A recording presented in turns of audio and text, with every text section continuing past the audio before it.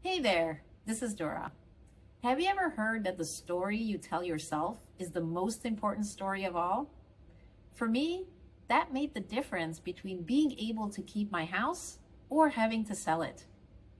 Many years ago, due to personal circumstances, I found out that I would need to come up with a $350,000 loan in order to keep my home.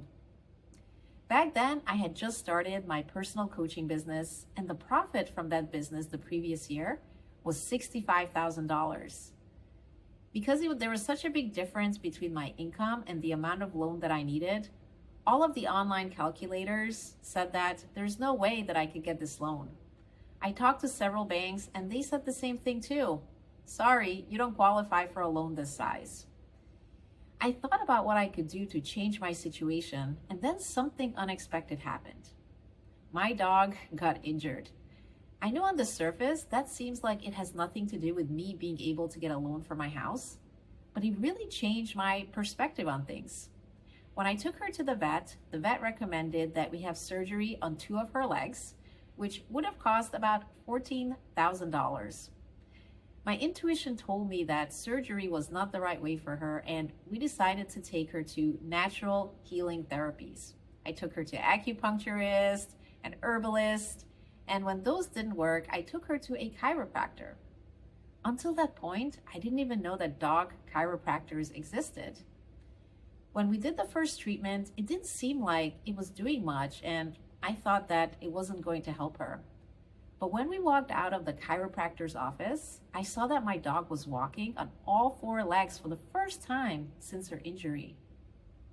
That helped me to see that I had been telling myself a story about a dog chiropractor that wasn't true. I thought that it wasn't going to help her, but in fact, there were incredible results after just 1 treatment. When this happened, I realized that I had also been telling myself a story about being able to keep my house.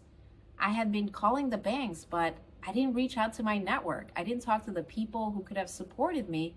So really, I wasn't opening myself up to possibilities. And then when I realized this, I called one of my friends who's an attorney, and I told her the situation. I told her that I haven't been able to get a loan yet, and I asked her if she knew anyone. And she said, yeah, I know a loan officer at a small regional bank. Maybe he can help you. I called him up right away. He ran the numbers and he said, I know the homes are really expensive where you live, but the best I can do is $350,070. To this day, I don't know how his algorithm came up with a loan amount that was so much higher than all of the other banks.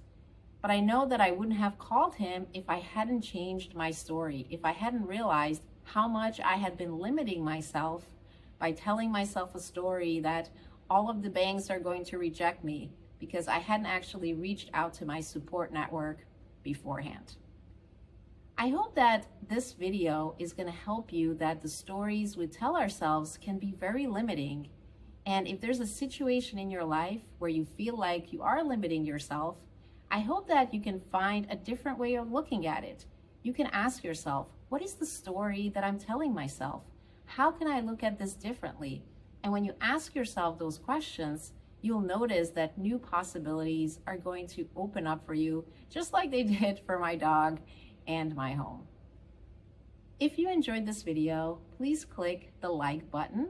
And for more videos on how to lead through storytelling, please hit the subscribe button. Thank you so much for watching, and I look forward to seeing you on the next video.